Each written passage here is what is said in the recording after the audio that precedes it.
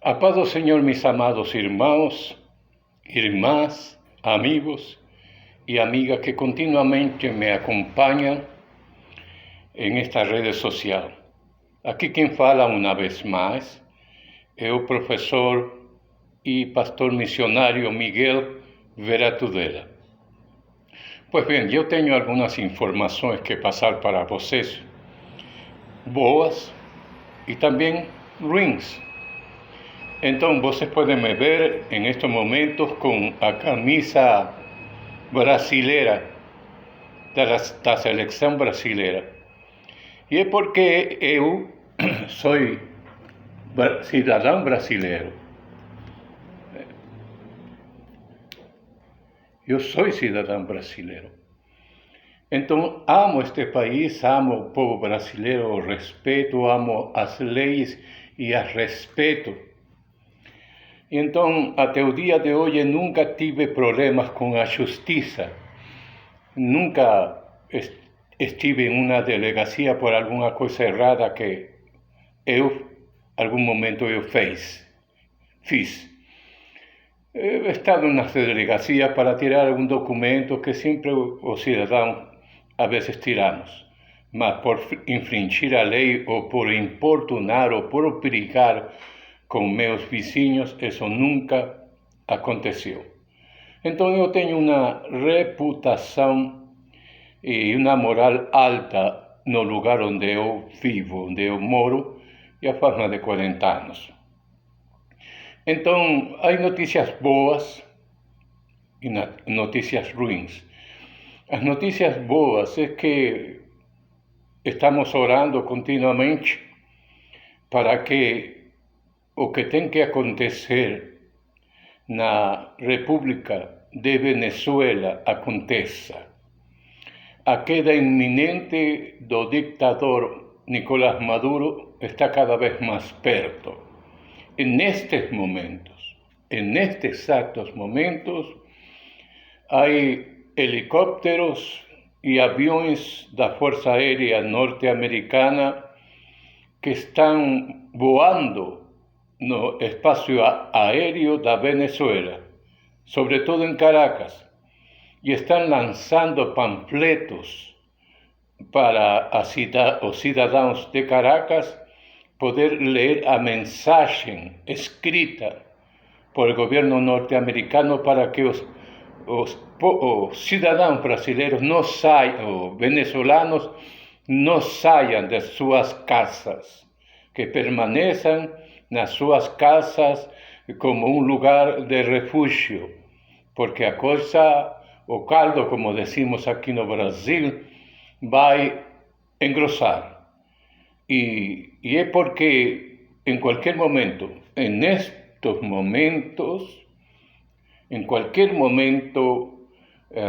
a queda de Nicolás Maduro vai acontecer na Venezuela.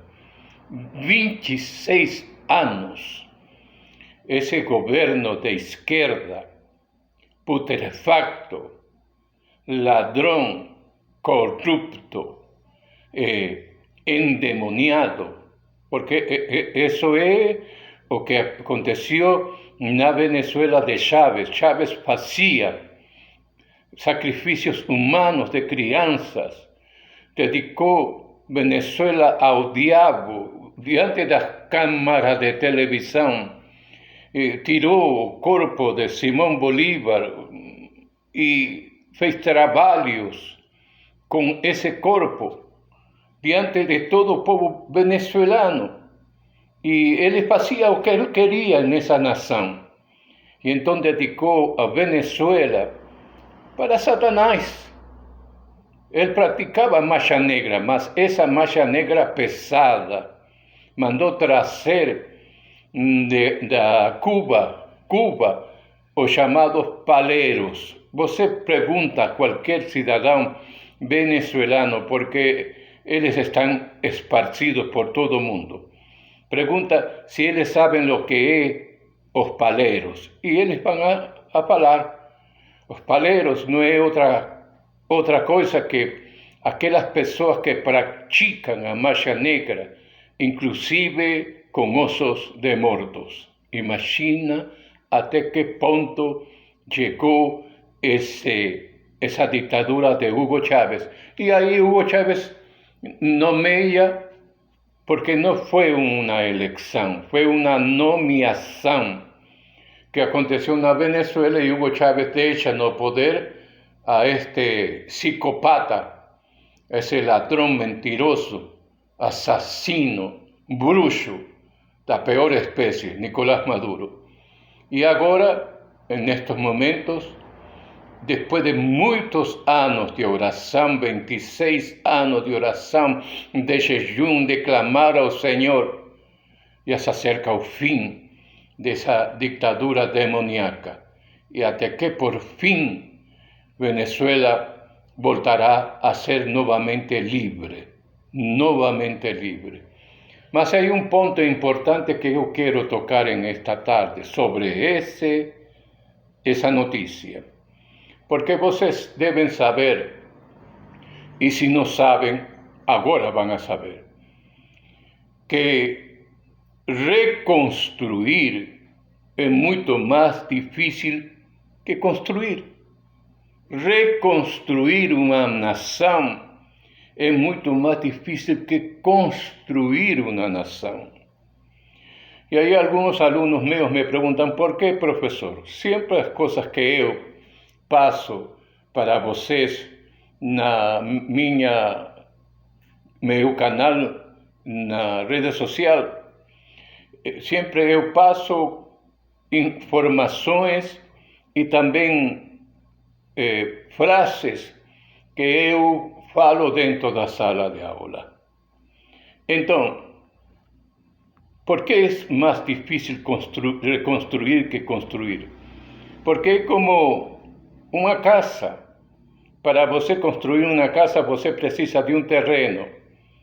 E esse terreno não deve ter absolutamente nenhum tipo de construção para poder você fazer um trabalho bom. Começar a construção dessa casa desde as raízes. Agora, imagine você querer construir uma casa em cima dos escombros de outra casa que foi totalmente derrubada. Aí você vai ter muito mais trabalho, porque você vai ter que sacar todos os escombros, e se essa antiga casa tinha bases, ou tinha pilares, ou tinha estruturas fortes, você vai ter que quebrar tudo isso, você vai ter que quebrar o chão, o solo, e você vai ter que sacar tudo isso para que depois que haya tirado todos esses escombros, você inicie a construção. Então, uma nação é muito parecida com isso. Eu estou trazendo isto como a colação porque conheço muitos venezuelanos, inclusive eu ajudei a muitos venezuelanos a se instalar aqui no Brasil. Eu di acolhida a algumas famílias, porque era meu dever como cristão, e o amor que eu sinto pelo ser humano, sobretudo por suas necessidades mais prioritárias. Todo cristão tem que ter esse tipo de amor, de sensibilidade. Então, as famílias tocavam a porta da minha casa e eu os acolhia, eu os socorria, e até o dia de hoje eu faço isso.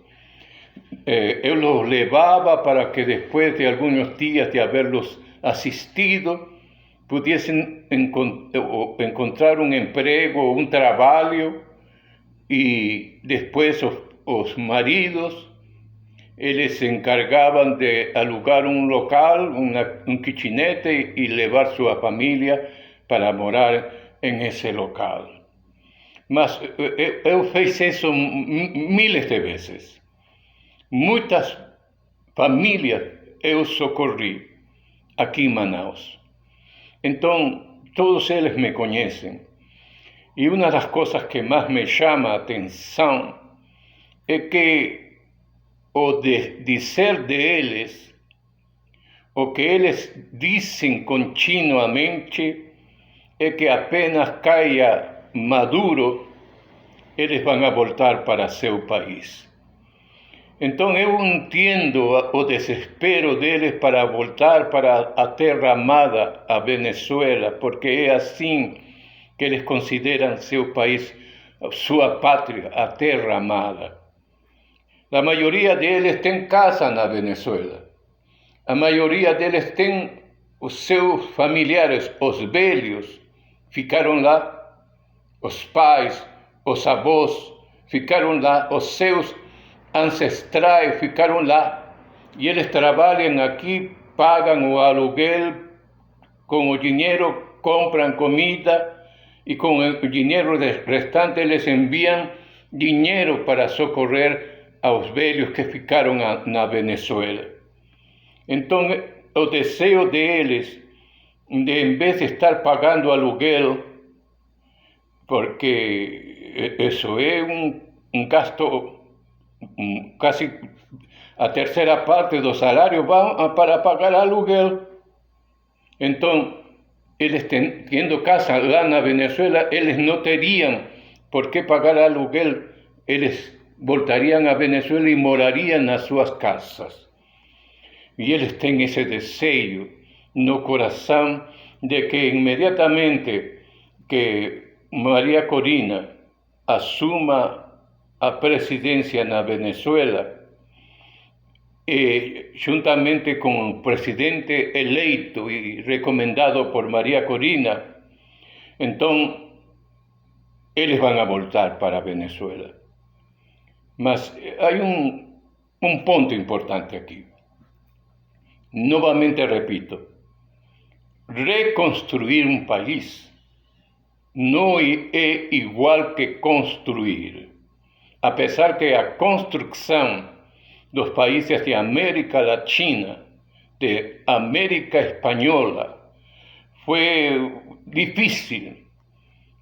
Começar a construção desses países desde o início das guerras da independência, e só se logrou a independência dos países de América latino-americana é porque na Europa estavam em guerras napoleônicas. Napoleão estava derrubando império tras império, reinado tras reinado, e aqui, inclusive os espanhóis e os portugueses. O imperador de Portugal teve que sair fugindo de Portugal com medo de Napoleão e chegou aqui ao Brasil com mais de 60.000 pessoas que eram as pessoas que trabalhavam para o império, para o governo lá, e se instalaram aqui no Brasil. Por outro lado, os países de fala espanhola que estavam baixo o jugo do Império Espanhol entraram em guerra. Isso foi tiro, bala, terçado, faca, durante anos, até que se foi proclamando a independência. Houveram dois homens importantes para isso. José de San Martín, que veio da Argentina, e Simón Bolívar, que veio da Venezuela. Eles formaram seus exércitos e lutaram pela independência dessas nações de fala espanhola. Então, é importante entender isso.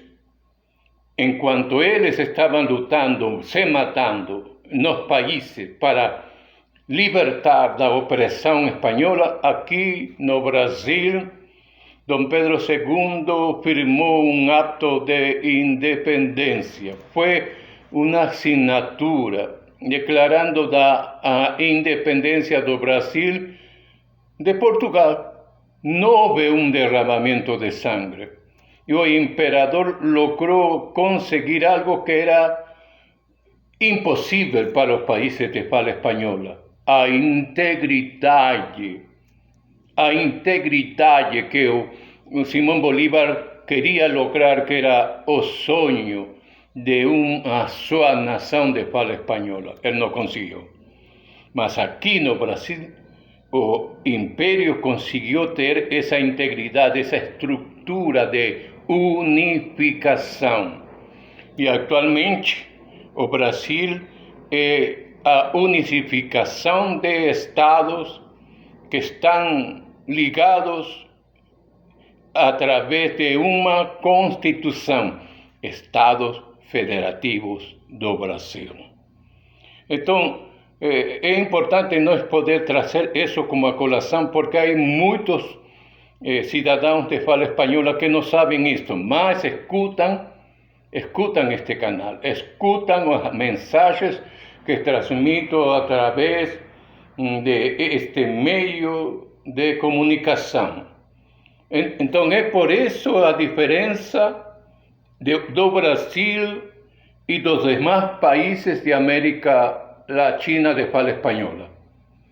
Países pequenos, muito pequenos, mas que têm fronteiras que separam esses países pequenos de outros países pequenos, como acontece em América Central.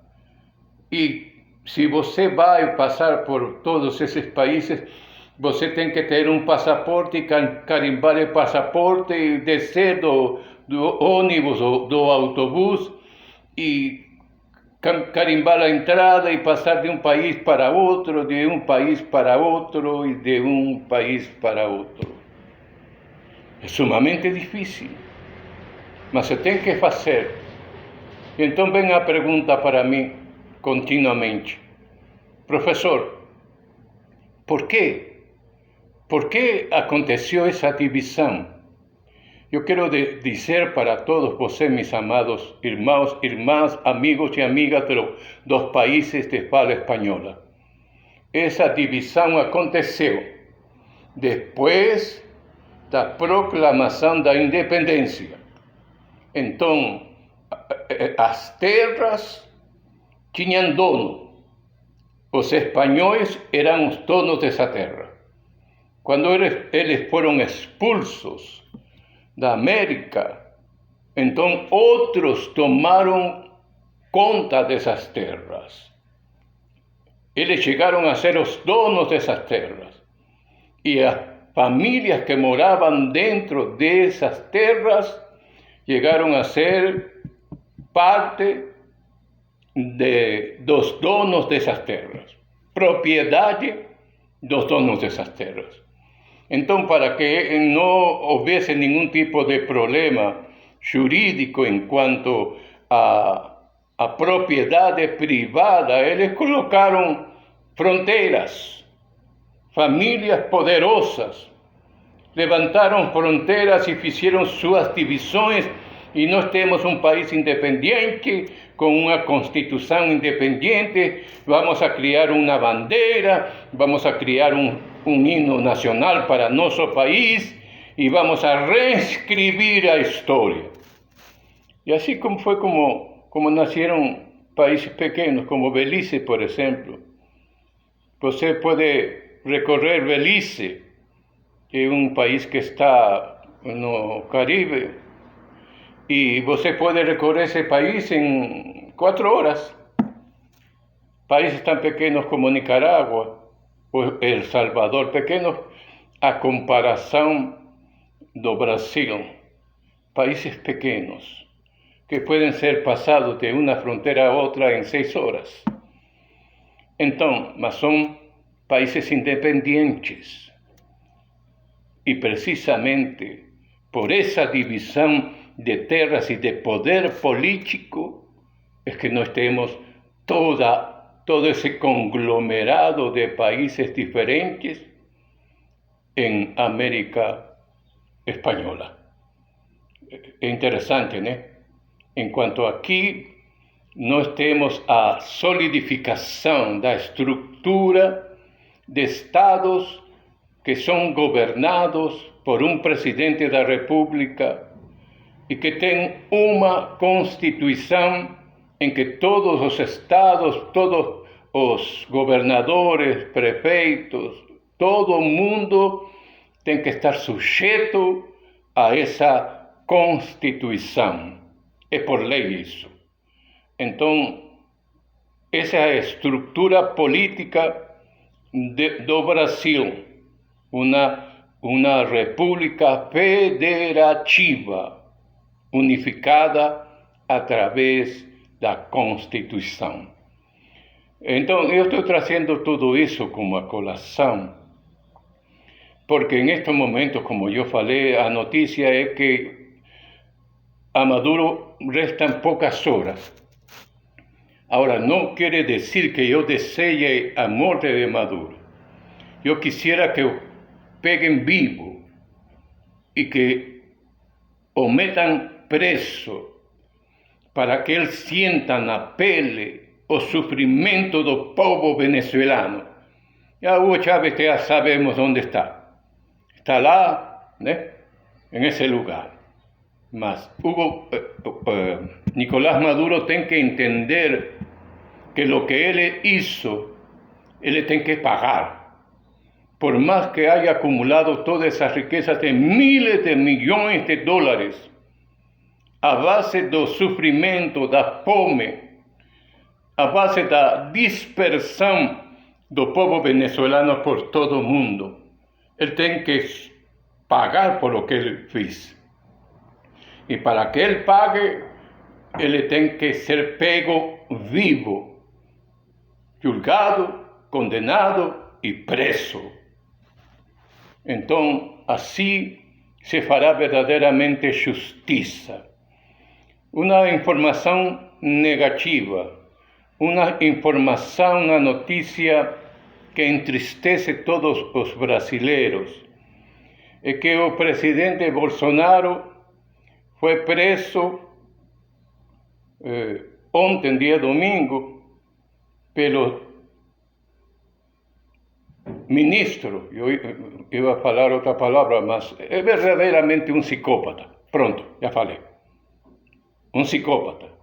Ou como nós dizemos aqui no Brasil, um psicopata, que é o ministro Alexandre de Moraes. Colocado em esse lugar, ele não foi eleito para ser ministro, como acontece nos Estados Unidos. Ele foi colocado nesse lugar por Lula. Quando Lula era presidente anteriormente no Brasil, antes de Bolsonaro, Lula colocou Alexandre de Moraes lá na Corte Suprema, lá, né? E aí havia uma conversa entre eles dois. E então Lula foi julgado, foi condenado em 3 instâncias por juízes e desembargadores, foi preso. E quando estava cumprindo mais de 1 ano de cadeia por corrupção e lavagem de dinheiro, ele foi solto por la Suprema Corte de Justiça. E quem foi que assinou o papel de soltura? Alexandre de Moraes. Então, aí Lula abraça Alexandre de Moraes e agradece, mas não foi considerado, Lula nunca foi considerado inocente.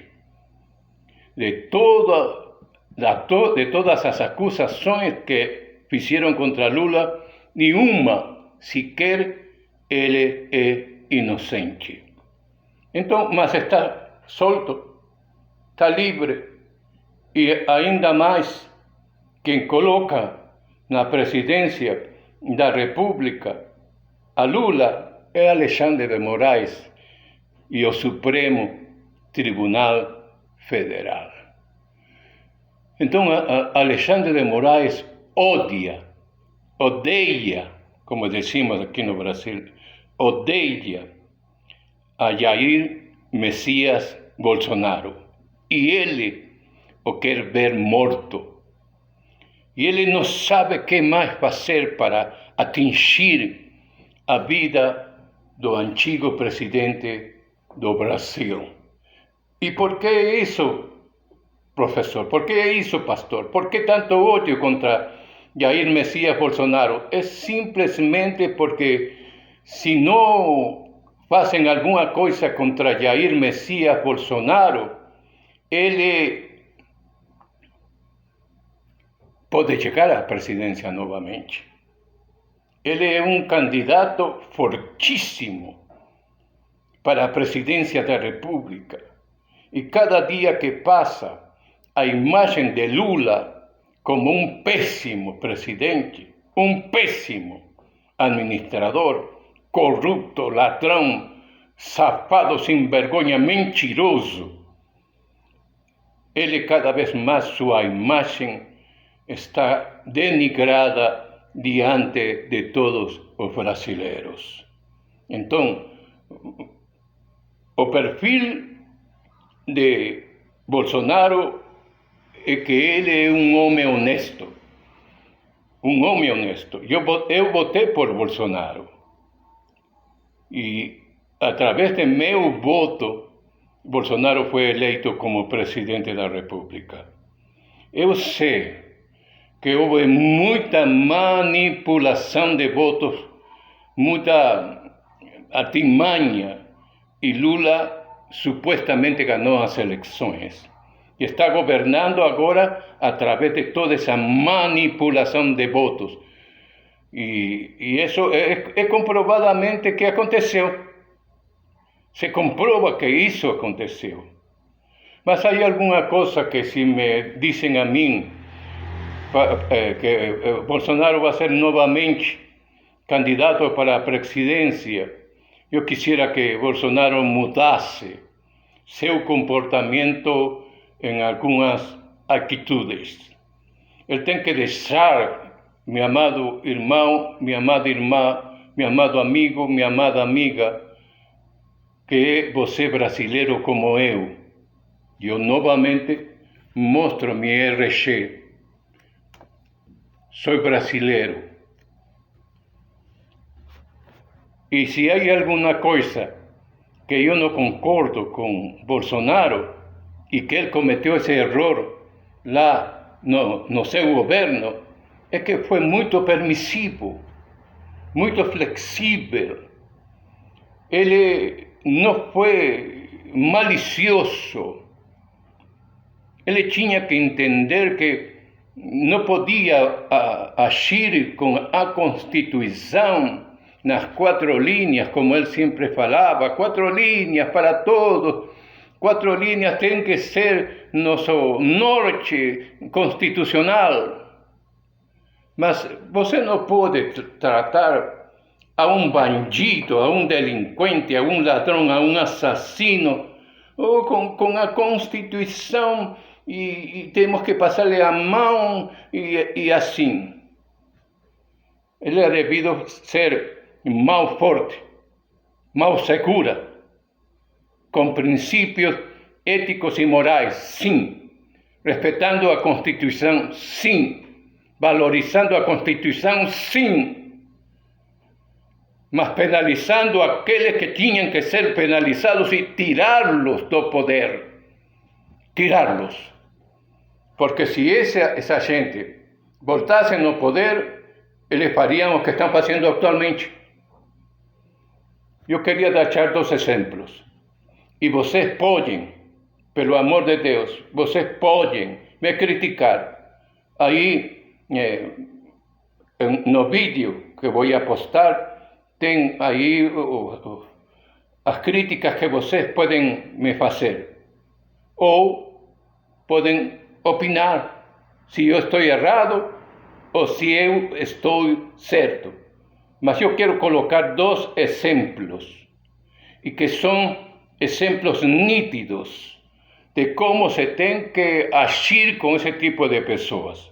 O primeiro exemplo, Bukele em El Salvador.